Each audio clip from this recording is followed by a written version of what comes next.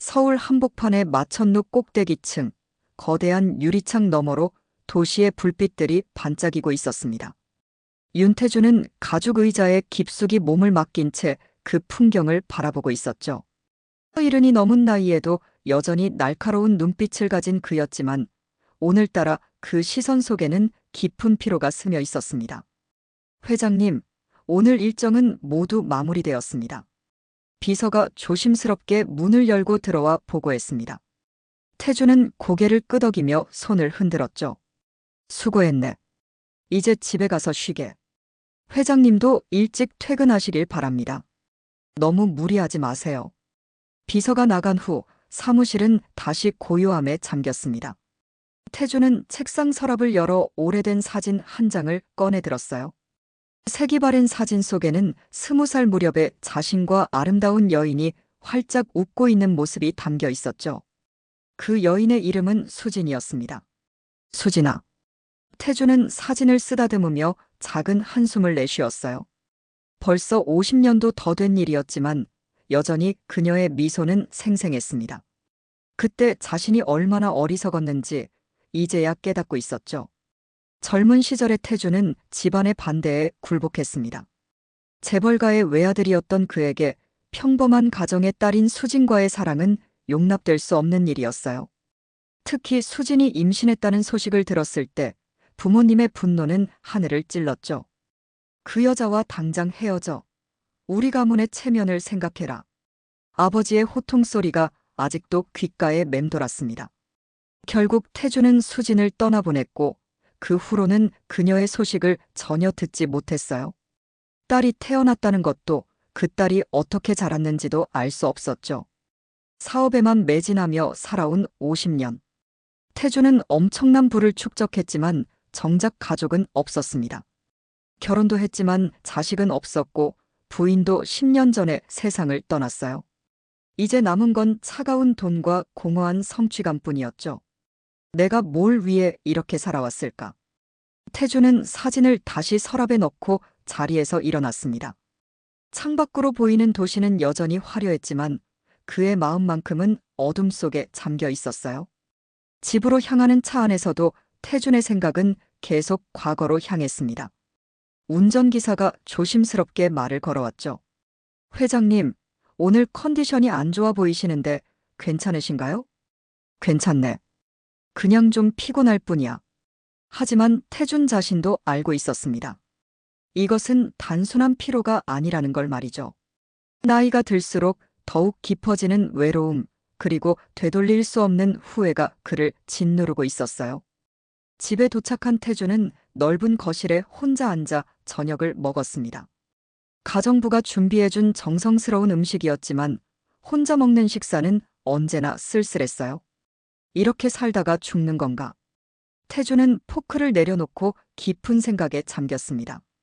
수진과 함께였다면 지금쯤 손자, 손녀들과 함께 떠들썩한 저녁 식사를 하고 있을지도 모르겠다는 생각이 들었어요. 하지만 이미 늦어버린 일이었죠. 그날 밤 태주는 잠들기 전까지 수진의 사진을 다시 꺼내보았습니다. 사진 속 그녀의 미소는 여전히 따뜻했고 그 옆에 서 있는 젊은 자신의 모습은 지금과는 너무나 달랐어요. 희망에 가득 찬 눈빛, 사랑으로 빛나는 표정이었죠. 수진아, 미안해. 정말 미안해. 태주는 사진을 가슴에 품고 눈을 감았습니다. 그의 꿈속에는 언제나 그 시절의 수진이 나타나곤 했어요. 하지만 깨어나면 현실은 여전히 차갑고 외로웠죠. 다음 날 아침, 태주는 평소보다 일찍 일어났습니다. 어젯밤의 우울함을 떨쳐내려고 노력했지만 마음 한구석의 공허함은 쉽게 사라지지 않았어요. 거울 속 자신의 모습을 보며 한숨을 내쉬었죠. 오늘도 또 하루구나. 그날 오후 태주는 중요한 계약 건으로 강남의 한 사무실로 향하고 있었습니다. 운전기사가 몰고 있는 고급 세단 안에서 태주는 서류를 검토하고 있었어요. 하지만 마음 한편으로는 여전히 어젯밤의 그 쓸쓸함이 맴돌고 있었죠. 회장님, 곧 도착합니다. 알겠네. 차가 신호등에 멈춰 섰을 때였습니다. 태주는 창밖을 무심히 바라보다가 갑자기 놀라운 광경을 목격했어요. 한 어린 소년이 공을 쫓아 차도로 뛰어나오고 있었고, 마침 그 순간 트럭 한 대가 빠른 속도로 달려오고 있었죠. 아! 태주는 반사적으로 차에서 뛰어내렸습니다. 나이를 잊고 달려가서 소년을 끌어안고 인도로 굴러떨어졌어요. 트럭은 아슬아슬하게 그들 곁을 지나갔죠. 괜찮니?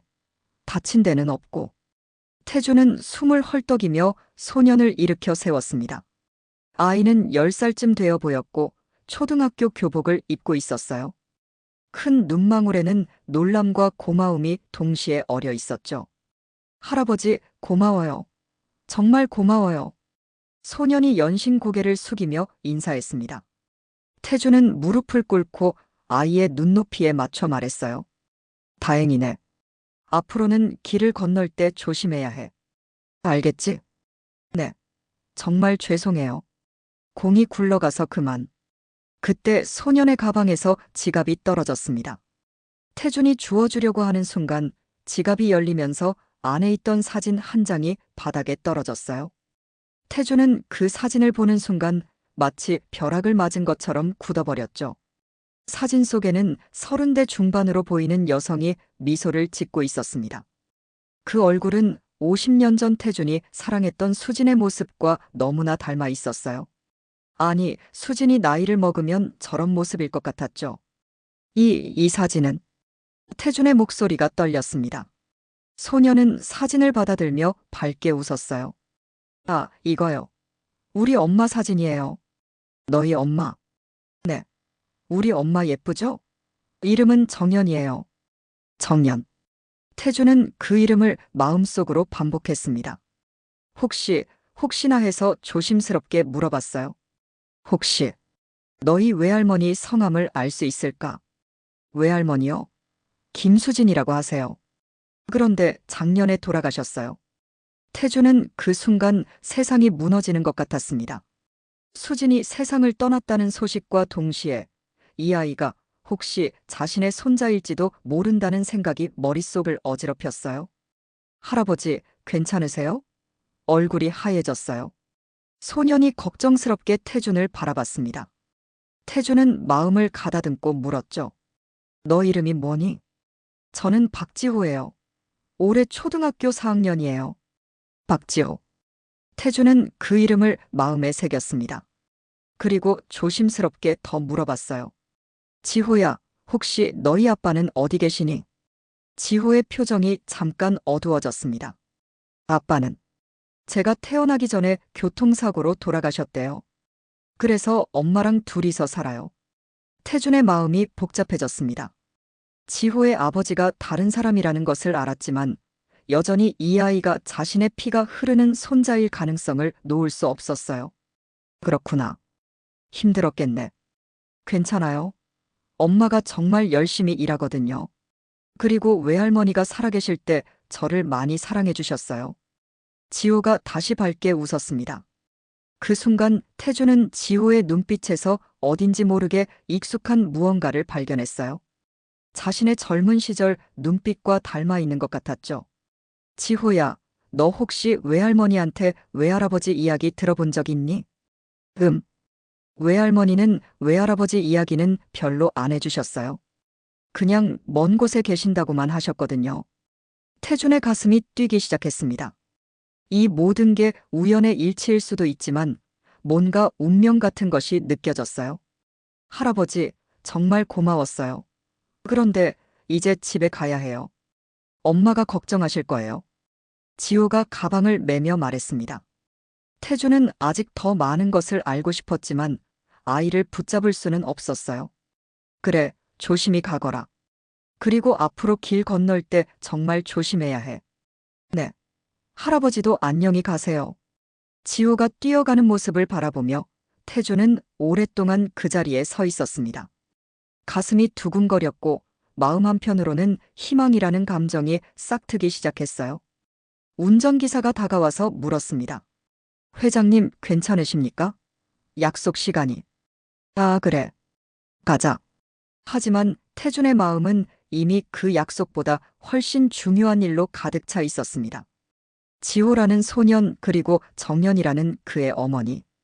혹시 이들이 자신이 평생 찾고 있던 가족일까요?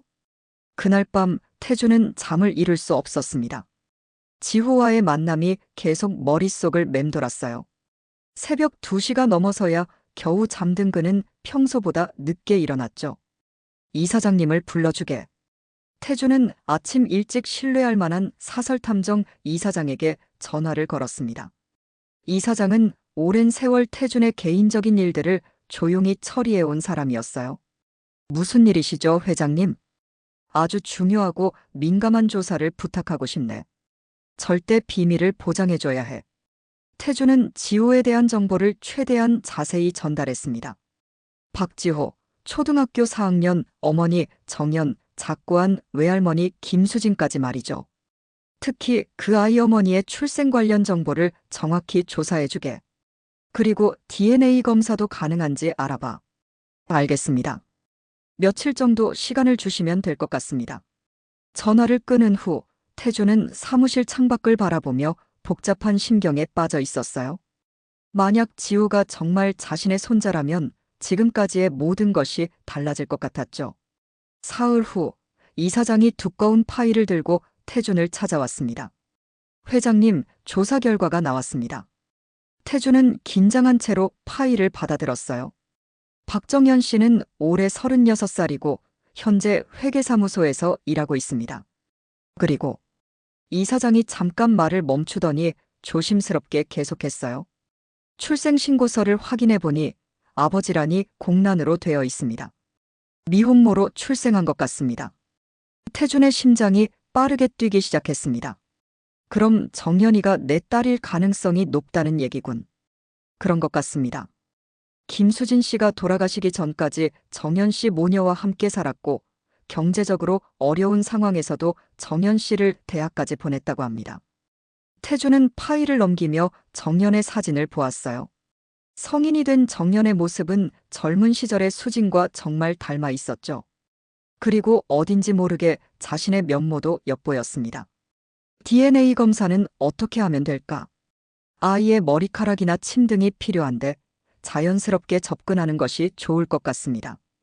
너무 의심받으면 안 되니까요. 태주는 고개를 끄덕였습니다. 그리고 며칠 후 지호가 다니는 초등학교 근처에서 그를 기다렸어요. 할아버지. 하교하던 지호가 태준을 발견하고는 반갑게 달려왔습니다. 지호야, 안녕하니. 오늘 학교는 어땠어? 좋았어요. 그런데 할아버지는 왜 여기 계세요? 태준은 미리 준비한 답변을 했어요. 근처에 일이 있어서 왔다가 혹시 너를 만날 수 있을까 해서 기다려봤지. 괜찮니? 네. 좋아요. 지호의 순수한 미소를 보며 태준의 마음이 따뜻해졌습니다. 둘은 근처 카페에 들어가 음료를 마시며 이야기를 나눴어요. 지호야, 넌 뭘 좋아하니? 저는 축구 정말 좋아해요. 그리고 과학도 재밌어요.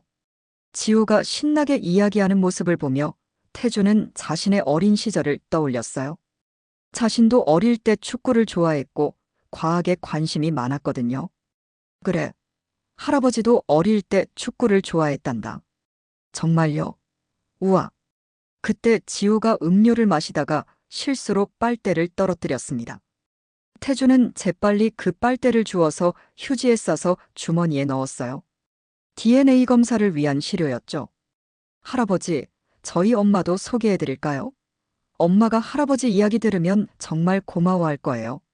지호의 제안에 태주는 잠깐 망설였습니다. 아직 DNA 검사 결과도 나오지 않았는데 성급하게 정연을 만나는 것이 좋을지 확신이 서지 않았어요. 나중에 기회가 되면 그렇게 하자꾸나. 네. 그런데 할아버지는 가족이 있으세요? 지호의 순진한 질문에 태주는 잠시 말문이 막혔습니다. 할아버지는 혼자 살고 있단다. 그럼 외로우시겠어요? 저희 엄마도 가끔 외롭다고 하거든요. 지호의 말에 태준의 마음이 뭉클해졌어요. 이 아이가 정말 자신의 손자라면 더 이상 서로 외롭게 살 필요가 없을 텐데요. 지호야, 할아버지는 너를 만나서 정말 기뻐. 너 같은 손자가 있다면 얼마나 좋을까 하고 생각했거든. 저도 할아버지 같은 분이 계시면 좋겠어요.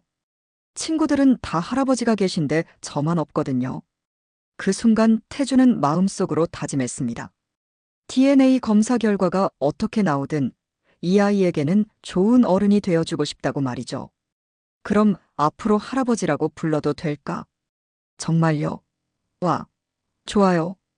지호가 기뻐하는 모습을 보며 태준도 덩달아 웃음이 났어요. 오랜만에 느끼는 진정한 행복이었죠. 그날 밤 태준은 DNA 검사를 의뢰했습니다. 그리고 며칠 후 나온 결과는 태준의 예상을 뛰어넘었어요. 지호는 분명히 태준의 친손자였습니다. 정말, 정말 내 손자구나. 태준은 검사 결과지를 보며 눈물을 흘렸습니다.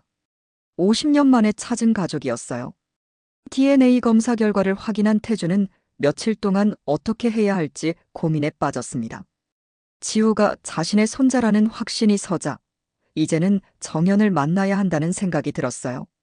하지만 어떻게 접근해야 할지 막막했죠. 이사장, 정연 씨가 일하는 회계사무소 위치를 다시 확인해주게. 네, 회장님. 강남구에 있는 중소회계법인입니다. 보통 6시 반쯤에 퇴근한다고 합니다. 태주는 용기를 내어 정연의 직장 근처에서 그녀를 기다리기로 했어요. 그날 오후 6시, 태주는 회계사무소 건물 앞 카페에 앉아 정연이 나오기를 기다렸습니다. 6시 40분쯤 건물에서 나오는 여성 한 명이 눈에 띄었어요. 지호가 보여준 사진 속 그 사람이었죠. 정연은 깔끔한 정장 차림에 어깨까지 오는 단발머리를 하고 있었습니다. 수진을 닮은 듯 하면서도 어딘지 모르게 태준 자신의 면모도 보였어요. 태준은 심호흡을 하고 정연에게 다가갔습니다. 혹시 박정연 씨이신가요? 정연이 놀란 표정으로 태준을 바라봤어요. 네, 그런데 누구시죠? 안녕하세요. 저는 윤태준이라고 합니다. 며칠 전에 지호를 도와준 적이 있어서요. 정연의 표정이 밝아졌습니다. 아, 지호가 할아버지 이야기를 정말 많이 했어요. 정말 감사드립니다. 천만에요. 혹시 시간이 되신다면 잠깐 커피라도 한잔하면서 이야기 나눌 수 있을까요? 정연은 잠깐 망설이더니 고개를 끄덕였어요. 네, 좋습니다. 둘은 근처 조용한 카페에 앉았습니다. 태주는 정연을 마주보며 복잡한 심경이었어요. 이 여성이 자신이 평생 그리워했던 딸이라니 믿기지 않았죠. 지호가 정말 좋은 아이더군요. 예의도 바르고 밝고요. 감사합니다. 혼자 키우느라 부족한 점이 많은데 정연의 목소리에는 아이를 혼자 키우는 어머니의 애환이 담겨 있었어요. 혼자 키우시기 힘드시겠어요? 처음엔 정말 힘들었죠. 특히 어머니가 돌아가신 후에는 정연이 잠깐 말을 멈추며 슬픈 표정을 지었습니다. 어머님이 언제 돌아가셨나요? 작년 봄이었어요. 갑작스럽게 태준의 마음이 아팠습니다. 수진이 세상을 떠났다는 사실을 다시 한번 실감했어요. 어머님이 지호를 많이 사랑하셨겠어요. 네, 정말 많이 사랑해 주셨어요. 지호는 할머니가 최고라고 했거든요. 그때 정연이 조심스럽게 물어봤어요. 그런데 지호 할아버지는 어떻게 저희를? 태주는 잠깐 말문이 막혔습니다. 어떻게 설명해야 할지 몰랐어요. 사실 오래전에 수진 씨를 알고 지냈습니다. 정연의 눈이 커졌어요. 어머니를 아셨다고요? 네. 아주 오래전 일이에요. 정연은 잠시 조용히 태준을 바라봤습니다. 그리고 조심스럽게 물었어요. 혹시 어머니와 어떤 사이셨나요? 태준은 깊은 숨을 들이쉬었습니다. 이제 진실을 말해야 할 때였어요. 연인 사이였습니다. 그리고 당신이 내 딸일 가능성이 높아요. 정연이 충격을 받은 듯 얼굴이 하얘졌어요. 네. 그게 무슨... DNA 검사도 이미 했습니다. 지호는 제 친손자가 맞아요. 정연은 한동안 말을 잇지 못했습니다. 그리고 나서 차가운 목소리로 말했어요.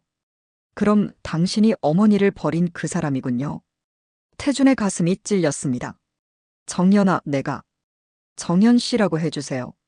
당신을 아버지로 인정할 생각은 없어요. 정연의 목소리는 단호했어요. 어머니가 얼마나 힘들어 하셨는지 아세요? 혼자서 저를 키우시면서 얼마나 고생하셨는지. 미안해. 정말 미안해. 미안하다고 해서 달라지는 건 없어요. 이미 너무 늦었어요. 정연이 일어서려고 하자 태준이 급하게 말했어요. 잠깐만 내 이야기도 들어보세요. 들을 필요 없어요. 지호에게는 좋은 분이신 것 같지만 저와는 상관없는 일이에요. 하지만 지호는 내 손자야. 정연이 돌아서서 태준을 쏘아보았어요. 지호는 제가 키웠어요. 당신이 뭘 해주셨다고. 내가 알았다면 반드시 도와줬을 거야. 알았다면요? 웃기네요. 진짜로 알고 싶었다면 찾을 수 있었을 거 아니에요. 정연의 말에 태준은 할 말이 없었어요. 사실이었으니까요. 지호는 아버지 없이도 잘 자랐어요. 이제 와서 할아버지 행세하지 마세요. 그 말을 남기고 정연은 카페를 나가버렸습니다. 태준은 혼자 남아 깊은 좌절감에 빠졌어요. 역시 너무 늦었구나. 하지만 포기할 수는 없었습니다. 지호만큼은 지켜주고 싶었어요. 설사 정연이 자신을 아버지로 인정하지 않더라도 손자에게만큼은 좋은 할아버지가 되고 싶었죠. 그날 밤 태준은 잠을 이루지 못했습니다. 정연의 차가운 시선과 원망 어린 목소리가 계속 귓가에 맴돌았어요. 하지만 동시에 지호의 밝은 미소도 떠올랐죠. 어떻게 해야 할까? 어떻게 하면 정연이의 마음을 돌릴 수 있을까? 태준은 긴 밤을 새우며 고민에 고민을 거듭했습니다. 며칠 후 태준은 우연을 가장해서 다시 지호를 만났습니다. 하지만 이번에는 지호의 표정이 평소와 달랐어요. 어딘지 시무룩하고 기운이 없어 보였죠. 지호야, 무슨 일이니? 기분이 안 좋아 보이는구나. 할아버지. 엄마가 할아버지 만나지 말라고 했어요. 태준의 마음이 무거워졌습니다. 정연이 지호에게까지 자신을 멀리하라고 했다니요. 그래. 엄마가 뭐라고 하시던. 잘 모르는 사람이니까 조심하라고. 그런데 할아버지는 나쁜 사람이 아닌데. 지호의 순수한 말에 태준의 가슴이 아팠어요. 아이는 아무것도 모르는데 어른들의 복잡한 사정 때문에 상처받고 있었죠. 지호야, 엄마 말씀이 맞아. 너는 엄마 말을 잘 들어야 해. 하지만 할아버지는 저를 구해주셨잖아요. 좋은 분인 것 같은데. 태준은 무릎을 꿇고 지호와 눈을 맞췄어요. 지호야, 할아버지가 너희 엄마한테 상처를 준 적이 있어. 아주 오래전 일이지만. 상처요? 응. 그래서 엄마가 할아버지를 좋아하지 않으시는 거야. 이해할 수 있지? 지호가 고개를 끄덕이며 말했어요. 그럼 사과하면 안 돼요? 할아버지가 진짜 미안하다고 하면. 그렇게 간단한 일이 아니란다, 지호야. 그때 태준은 지호에게 진실을 조금씩 알려주기로 마음먹었어요. 사실은 말이야. 할아버지가 너희 엄마의 아빠일지도 몰라. 지호의 눈이 동그래졌습니다. 네. 그럼 할아버지가 제 진짜 할아버지라는 뜻이에요? 그럴 가능성이 높아. 하지만 엄마가 할아버지를 인정하지 않으셔. 왜요? 태준은 어떻게 설명해야 할지 고민했어요. 아이에게 너무 복잡한 어른들의 사정을 말하기는 어려웠죠. 옛날에 할아버지가 실수를 했어. 너희 엄마가 어릴 때 곁에 있어주지 못했거든. 지호는 잠시 생각하더니 말했어요. 그럼 이제라도 잘해드리면 안 돼요? 할아버지도 그러고 싶은데 엄마가 허락하지 않으셔. 그날 이후 태준은 멀리서나마 지호와 정연의 일상을 지켜보기 시작했어요. 이사장을 통해 그들의 생활을 조사해보니 경제적으로 넉넉하지 않다는 것을 알 수 있었죠. 정연은 작은 회계사무소에서 야근을 밤늦게까지 하고 있었고 지호는 방과 후에 혼자 있는 시간이 많았어요. 수진이 돌아가신 후로는 더욱 어려워진 것 같았죠. 회장님, 정연 씨가 아이 학원비 때문에 고민이 많은 것 같습니다. 이사장의 보고를 들으며 태준은 안타까운 마음이 들었어요. 자신에게는 넘쳐나는 돈이 있는데 정작 자신의 딸과 손자는 어려움을 겪고 있다니요. 익명으로 도움을 줄 수 있는 방법이 없을까? 조심스럽게 접근해 보겠습니다. 며칠 후 정연은 지호의 학교에서 연락을 받았어요. 어머님, 지호 학생에게 장학금이 지급되었습니다. 장학금요? 신청한 적이 없는데. 익명의 후원자가 계시다고 하네요. 학업 성적이 우수하고 가정 형편이 어려운 학생을 지원한다고 합니다. 정연은 의아해했지만 거절할 이유도 없었어요. 사실 학원비 때문에 고민이 많았거든요. 그런데 며칠 후 또 다른 일이 생겼습니다. 정연이 다니는 회계사무소에 큰 기업에서 업무를 의뢰해온 것이었어요. 정연 씨, 이번 프로젝트 담당해 보실래요? 성공하면 보너스도 상당할 거예요. 정연은 기뻐했지만 한편으로는 의심스러웠어요. 갑자기 좋은 일들이 연달아 생기는 게 우연이라고 하기엔 너무 많았죠. 그러던 어느 날 정연은 지호가 학교에서 돌아와서 하는 말을 듣고 확신하게 되었어요. 엄마, 오늘 할아버지를 또 만났어. 뭐라고? 만나지 말라고 했잖아. 우연히 만났어요. 그런데 할아버지가 이상한 말을 했어요. 무슨 말? 우리가 경제적으로 어렵다는 걸 아시더라고요. 그리고 도와주고 싶다고. 정연은 그제서야 깨달았어요. 최근에 생긴 좋은 일들이 모두 태준의 뒤에서 도움 때문이었다는 것을 말이죠. 그날 저녁 정연은 태준에게 전화를 걸었어요. 지금 당장 만나요. 할 말이 있어요. 태준은 정연의 차가운 목소리를 듣고 무슨 일인지 짐작했어요. 알겠습니다. 어디서 만날까요? 지난번 그 카페에서요. 1시간 후에. 전화를 끊고 태준은 한숨을 내쉬었습니다. 들킬 줄 알았던 일이 결국 들켰네요. 카페에서 만난 정연의 표정은 노기로 가득했어요. 장학금도 회사 프로젝트도 모두 당신 짓이죠? 태준은 부인할 수 없었어요. 그래요. 하지만 당신이 무슨 권리로 우리 삶에 개입해요? 내 딸이고 손자니까. 아니라고 했잖아요. 당신은 우리와 상관없는 남이에요. 정연의 목소리가 높아졌습니다. 주변 사람들이 쳐다볼 정도였어요. 돈으로 모든 걸 해결할 수 있다고 생각하는 거예요? 우리를 동정하는 거예요? 그게 아니야, 정연아. 난 그냥 뭐요? 죄책감 때문에 그러는 거 아니에요? 태주는 할 말이 없었어요. 일부는 맞는 말이었으니까요. 지호한테 더 이상 접근하지 마세요. 그리고 우리 삶에 개입하지도 마세요. 정연은 그 말을 남기고 다시 자리를 떠났습니다. 태주는 멍하니 앉아 있었어요. 선의로 한 일이었는데 오히려 더 큰 벽을 만들어버린 것 같았죠. 몇 주가 지나도록 태주는 지호를 만날 수 없었습니다. 정연이 아이의 학교 시간을 바꾸고 다른 길로 다니게 했기 때문이었어요. 태주는 매일 공허한 마음으로 회사 일만 하며 지냈죠. 그러던 어느 날 아침 태주는 갑작스러운 어지러움을 느꼈습니다.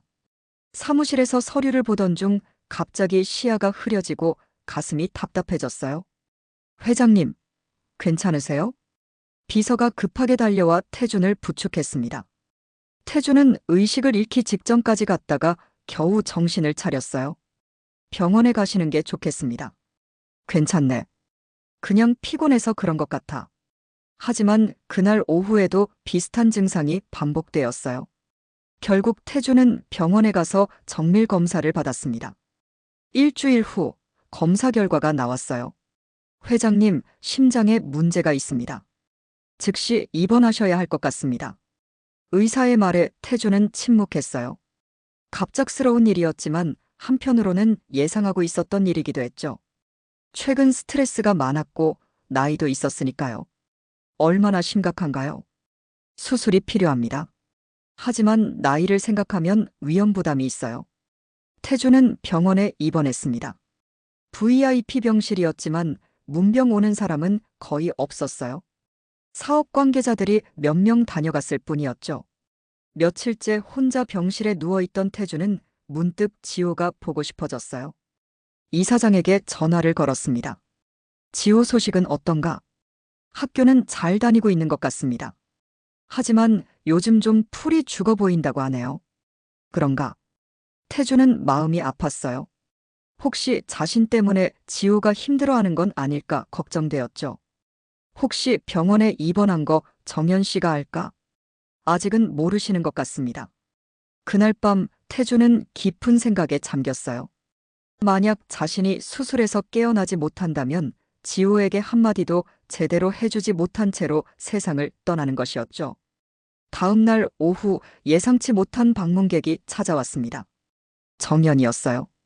들어와도 될까요? 태주는 놀라며 정연을 바라봤어요. 어떻게 여기를? 이사장이라는 분이 연락을 주시더군요. 많이 아프시다고. 정연의 목소리는 여전히 차가웠지만 예전보다는 부드러워진 것 같았어요. 도와줘서 고마워. 정연은 병상 옆 의자에 앉았습니다. 잠시 침묵이 흘렀어요. 지호가 요즘 많이 풀이 죽어 있어요. 미안해. 할아버지가 아프시다는 걸 알면 더 걱정할 거예요. 태주는 정연의 말에서 미묘한 변화를 느꼈어요. 더 이상 그 사람이라고 부르지 않고 할아버지라고 했으니까요. 정연아, 내가 할 말이 있어. 무슨 말씀이세요? 태주는 깊은 숨을 들이쉬고 말을 시작했어요. 옛날 일을 제대로 설명하고 싶어. 내가 왜 너희 곁을 떠났는지. 정연은 조용히 듣고 있었어요. 사실 난 수진이를 정말 사랑했어. 너를 임신했다는 소식을 들었을 때도 기뻤고. 그럼 왜? 우리 아버지가 반대했어. 재벌가의 체면을 생각하라고, 평민과는 결혼할 수 없다고. 태준의 목소리가 떨렸어요. 그때 난 겁쟁이였어. 아버지한테 맞서지 못했지. 하지만 나중에라도 너희를 찾으려고 했어. 나중에요.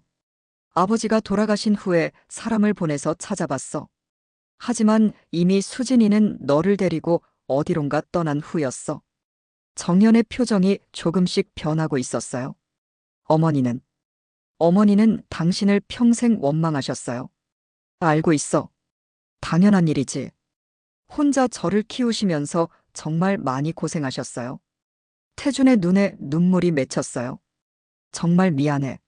내가 용기가 없어서. 내가 너희를 지켜주지 못해서. 지호는 아버지가 없어도 잘 컸어요.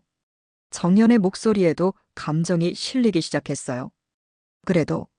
그래도 그 애는 나를 닮았더구나. 태준이 미소를 지으며 말했어요. 축구를 좋아하는 것도, 과학에 관심이 많은 것도. 어릴 때 내 모습과 똑같아. 그러게요. 어쩐지 낯익다고 생각했어요. 그때 정연이 조심스럽게 물어봤어요. 수술은 언제 하세요? 내일 오후에요. 위험하다고 들었는데. 나이가 있어서 그래요. 하지만 괜찮을 거예요. 정연은 잠시 망설이더니 말했어요. 지호에게 알려도 될까요? 할아버지가 아프시다는 걸. 태주는 깜짝 놀랐어요. 정말? 괜찮을까? 그 아이가 할아버지를 정말 좋아해요. 보고 싶어 해요. 태준의 마음이 따뜻해졌어요. 고마워, 정연아. 정말 고마워. 그날 저녁 지호가 정연과 함께 병원에 찾아왔습니다. 할아버지. 지호가 병실로 뛰어들어와 태준의 손을 꼭 잡았어요. 많이 아프세요? 괜찮으세요? 지호가 와주니까 금세 나을 것 같네. 태준은 지호의 손을 쓰다듬으며 행복해했어요. 오랜만에 느끼는 진정한 기쁨이었죠. 할아버지, 빨리 나으셔야 해요. 저랑 축구하기로 했잖아요. 그래, 약속했지. 할아버지가 꼭 나아서 지호와 축구할 거야. 그 순간 태주는 마음속으로 다짐했어요. 반드시 수술을 성공해서 지호와 더 많은 시간을 보내고 싶다고 말이죠. 수술 당일 아침, 태주는 일찍 잠에서 깼습니다. 창밖으로 보이는 하늘이 유난히 파랗게 느껴졌어요. 마치 새로운 시작을 알리는 것 같았죠. 수술 2시간 전 정연과 지호가 병실을 찾아왔습니다. 할아버지, 오늘 수술 잘 되실 거죠? 지호가 걱정스러운 표정으로 물어봤어요. 태주는 지호의 머리를 쓰다듬으며 미소 지었습니다. 물론이지. 할아버지는 지호와 약속이 많이 남아있거든. 무슨 약속이요? 축구도 하고 과학박물관도 가고 맛있는 것도 많이 먹고. 지호의 얼굴이 밝아졌어요. 정말요? 약속이에요. 약속해. 태주는 정연을 바라보며 말했어요. 정연아, 혹시 내가 그런 말씀하지 마세요.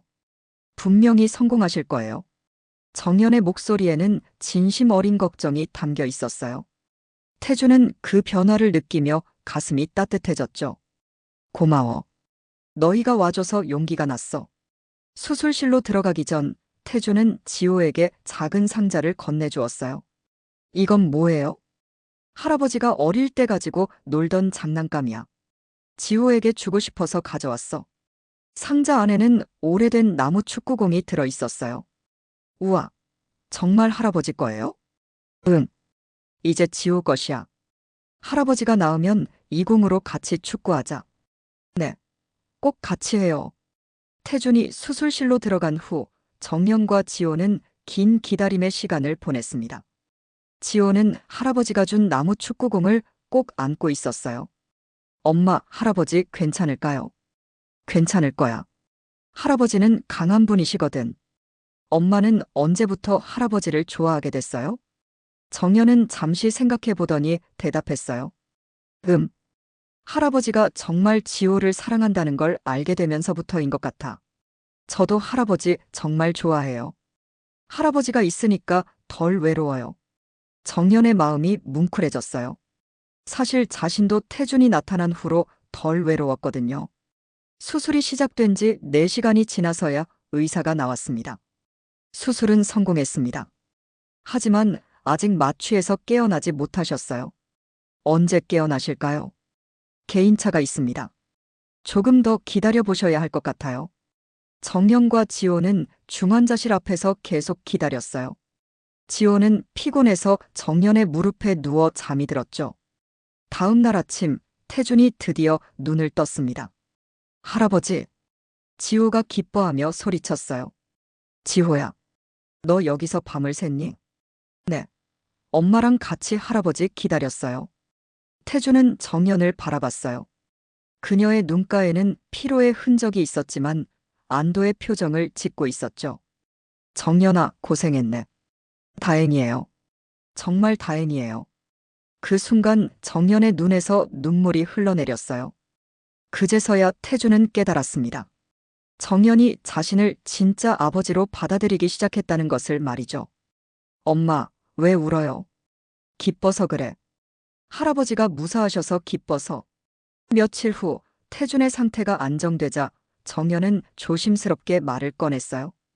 지호에게 진실을 말해줘도 될까요? 진실? 할아버지가 지호의 친할아버지라는 건 말이에요. 태준은 잠시 망설였어요. 지호가 받아들일 수 있을까? 그 아이는 생각보다 똑똑해요. 그리고 이미 눈치채고 있는 것 같아요. 그날 저녁 정연과 태준은 지호에게 모든 것을 설명해 주었어요.